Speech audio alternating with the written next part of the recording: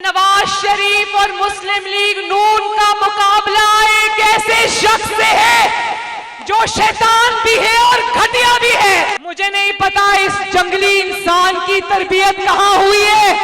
میں جس انسان کی شکل دیکھنا بھی گوارا نہیں کرتی، مجھے اس انسان کے بارے میں بات کرنی پڑتی ہے۔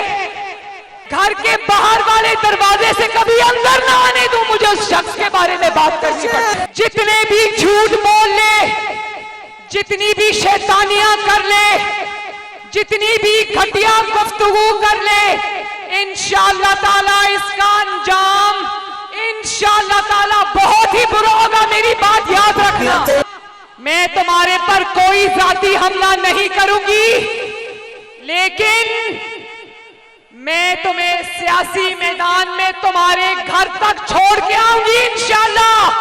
میں نے یہ کہا تھا کہ یہ فتنہ ہے، نام ریاست مدینہ کا لیتا ہے اپنے ناپاک زبان سے، اور جب مائک کے آگے کھڑا ہوتا ہے تو بازاری لوگوں کی طرح جملے کستا ہے، اس کو شرم نہیں آتی۔ بسم اللہ الرحمن الرحیم۔ ناظرین، آپ یوٹیوب چینل دیکھ رہے ہیں، میں اقبال سبحانی۔ کل مریم نواز نے چشتیہ میں جلسہ کیا، یعنی کہ وہ ایک قسم کا عمران خان کے چشتیہ کے جلسے کا جواب تھا۔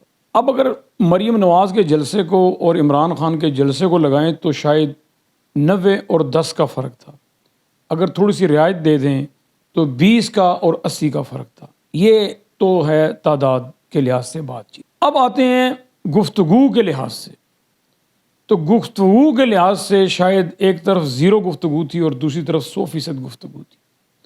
یعنی کہ 0 گفتگو سے مراد یہ ہے کہ سوائے گالم گلوچ کے، گھٹیا گفتگو کے، بکواسات کے، الزامات کے، شیطانی گفتگو کے علاوہ مریم نواز نے اور کچھ بھی نہیں کیا۔ اور پھر مریم نواز عمران خان کو کہتی ہیں کہ عمران خان گالیاں نکالتا ہے۔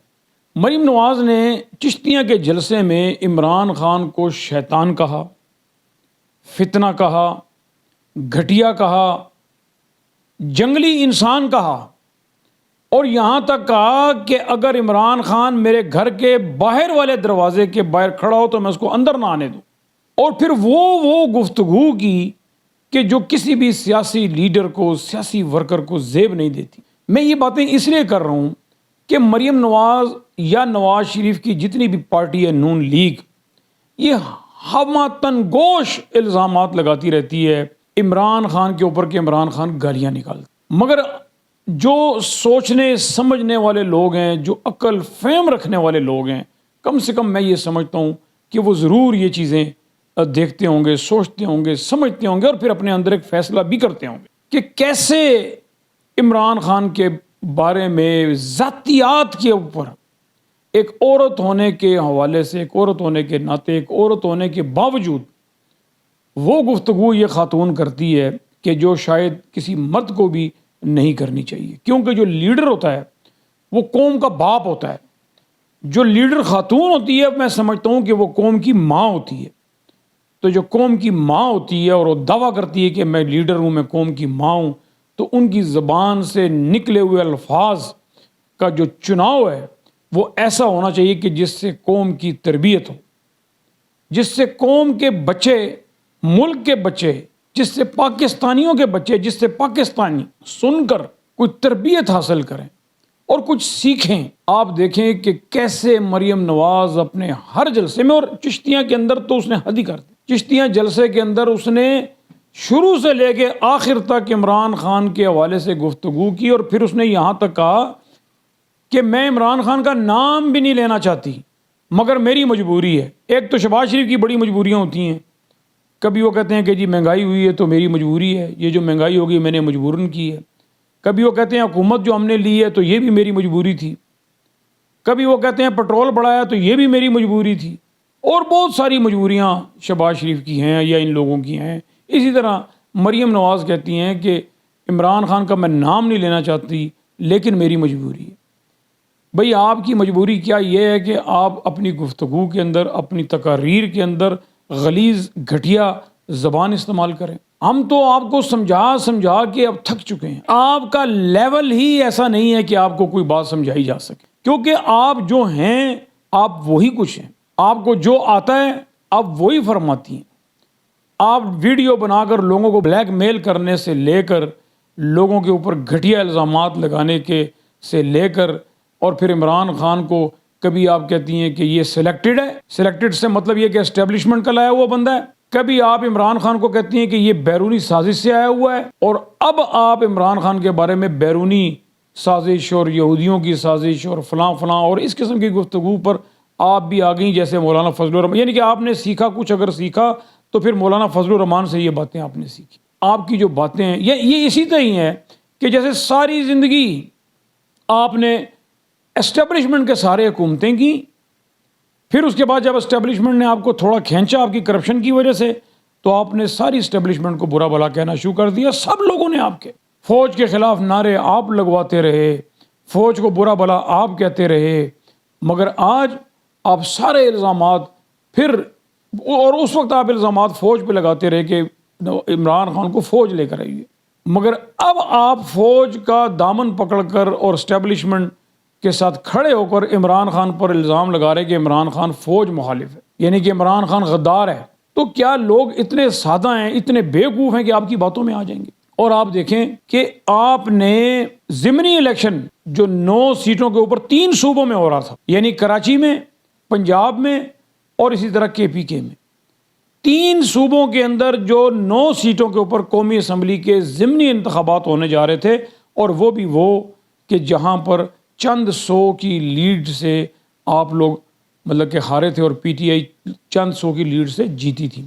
آپ کی سب سے بڑی دھاندلی کی تو بنیاد پہل یہی تھی کہ آپ نے 9 وہ حلقے سلیکٹ کیے کہ جہاں پر آپ تھوڑے سے ووٹوں سے ہارے تھے۔ اس کے بعد جب آپ نے عوامی رد عمل دیکھا، آپ نے عمران خان کے جلسے دیکھے، اور پھر کئی حلقوں میں عمران خان گیا بھی نہیں اور حلقوں میں پھرا بھی نہیں، حلقوں میں اس نے ٹائم بھی نہیں دیا، مگر بالکل کلین سویپ عمران خان 9 حلقوں سے کر رہا تھا۔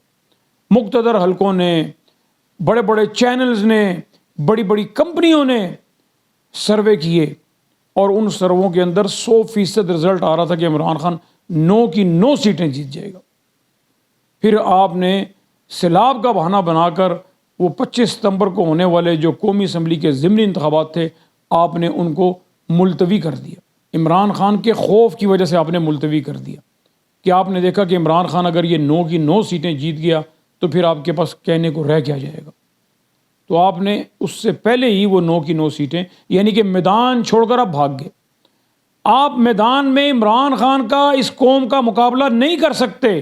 واضح ثبوت آ گیا اس ضمنی الیکشن سے رائے فرار اختیار کرنے کے بعد، واضح ثبوت سامنے آ گیا پوری پاکستانی قوم کے کہ آپ نے عمران خان کا مقابلہ کرنے کی بجائے آپ نے بھاگنے کو فوقیت دی، آپ نے میدان سے بھاگنے کو فوقیت دی، آپ نے عزت اسی میں سمجھی کہ اس میدان سے بھاگ جاؤ ورنہ عمران خان ہمیں کچا چبا جائے گا۔ اور آپ کہتی ہیں کہ آپ کی تربیت بڑی اچھی ہوئی ہے، ورنہ آپ یہ کر دیتی وہ۔ بھائی اس کے بعد آپ کیا کریں گی؟ ویڈیوز آپ بناتی ہیں، ننگا لوگوں کو آپ کرتی ہیں، بلیک میل لوگوں کو آپ کرتی ہیں، گالی گلوچ آپ کرتی ہیں، الزامات آپ لگاتی ہیں، ذاتی زندگی عمران خان کی بھی اور عمران خان کی جو بیوی ہے بشرا بیوی، اس کی بھی ذاتی زندگی کے اوپر بھی آپ گفتگو کرتی ہیں، اور پھر آپ کہتے ہیں کہ آپ کی تربیت ہوئی ہے۔ آپ کی کیا تربیت ہوئی ہے؟ آپ کی یہ تربیت ہوئی ہے کہ آپ کی تقریر شروع سے لے کے آخر تک سوائے گالم گلوچ، الزامات، بہتان، غیبت اور اس کے علاوہ کچھ بھی نہیں ہوتی۔ آپ کی تقریر اس پاکستانی قوم اور عوام کے لیے ایک گالی ہے۔ یہ شکر الحمدللہ کہ قوم میں اتنا شعور آ گیا کہ رہنما کون ہوتا ہے، لیڈر کون ہوتا ہے اور ٹھگ کون ہوتا ہے۔ آپ نے ٹھگوں کا روپ دھارا ہوا ہے۔ آپ کی گفتگو میں کہیں پر کسی لیڈر، کسی رہنما کی کوئی معمولی سی جھلک بھی نظر نہیں آتی، کیونکہ آپ کی سیاسی ورکر کے طور پر کبھی تربیت ہی نہیں کی گئی۔ قوم آپ کی گفتگو اور دوسری طرف عمران خان کی گفتگو کو بھی سن رہی ہے۔ عمران خان جتنا سمجھتا ہے، جتنا جانتا ہے، وہ دین کے حوالے سے جو گفتگو کرتا ہے، وہ جو لا الہ کا درس دیتا ہے، آج تک کبھی کسی وزیر اعظم نے، کسی لیڈر نے، سیاسی لیڈر کی بات کرتا کبھی یہ نہیں سمجھایا کہ لا الہ کا مطلب کیا ہے۔ عمران خان نے لا الہ کا مطلب یہ سمجھا دیا کہ جب انسان لا الہ کے اوپر یقین کر لیتا ہے تو خوف کے سارے بت وہ توڑ دیتا ہے، خوف اس سے بھاگ جاتا ہے۔ وہ بے خوف ہو کر ایک مجاہد بن کر میدان کے اندر کھڑا ہوتا ہے اور وہ طاغوتی طاقتوں کا مقابلہ کرنے کے لیے ہمہ وقت تیار ہوتا ہے اپنی جان کی پرواہ کیے بغیر۔ عمران خان اس قوم کو ٹرینڈ کر رہا ہے۔ ساری زندگی عمران خان نے رہنا نہیں ہے، کسی نے بھی ساری زندگی نہیں رہنا، مگر جو لوگ عمران خان کو فالو کرتے ہیں آپ ان سے پوچھیں کہ عمران خان کی باتیں ان کے دلوں میں کیسے گھر کر رہی ہیں۔ ابھی اسلام آباد ہائی کورٹ نے عمران خان کے اوپر فرد جرم لگانے کا فیصلہ کر لیا اور 22 ستمبر کو عمران خان کو طلب کر لیا، یعنی کہ اس کا مطلب یہ ہوا کہ یہ کیس جو ہے یہ لمبا چلے گا۔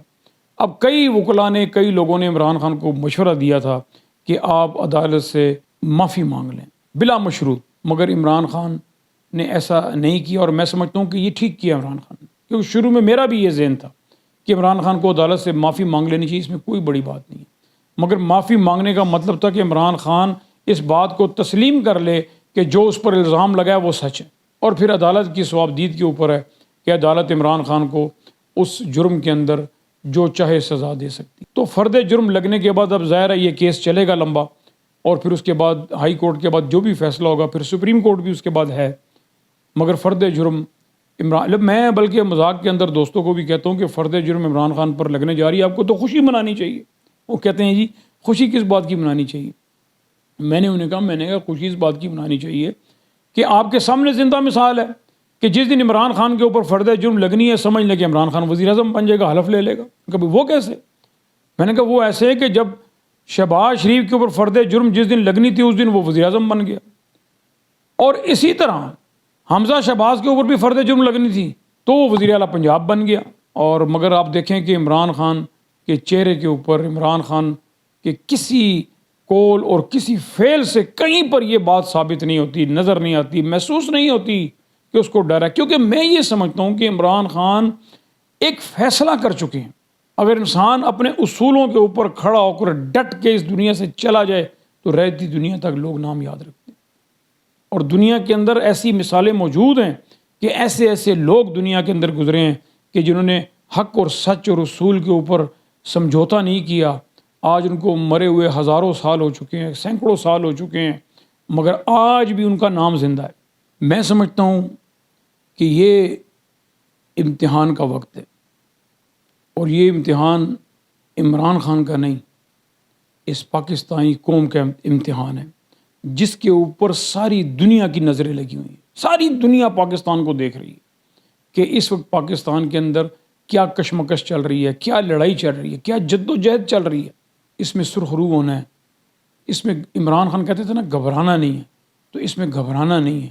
آپ دیکھیں کہ کیسے تنہا ایک شخص ان ساری طاقتوں کا، میں کہتا ہوں آفرین ہے اس شخص کے اوپر، قربان جاؤں اس شخص کے اوپر، صدقے جاؤں، کہ جس کو دنیا یاد رکھے گی۔ جب تاریخ لکھی جائے گی تو عمران خان کے نام کو دنیا یاد رکھے گی کہ کوئی شخص ایسا بھی آیا تھا کہ جو تنہا ساری طاقتوں کے خلاف نبر آزما ہے اور کھڑا ہے اور ڈٹا ہوا ہے اور پیچھے ہٹنے کا نام نہیں لیتا۔ اور اب دیکھیں کہ کیا اس کا نتیجہ نکلتا ہے۔ اب تک اتنا ہی۔ آپ اپنا اور اپنے چینل کا خیال رکھیے گا۔ اللہ آپ کا حامی و ناصر۔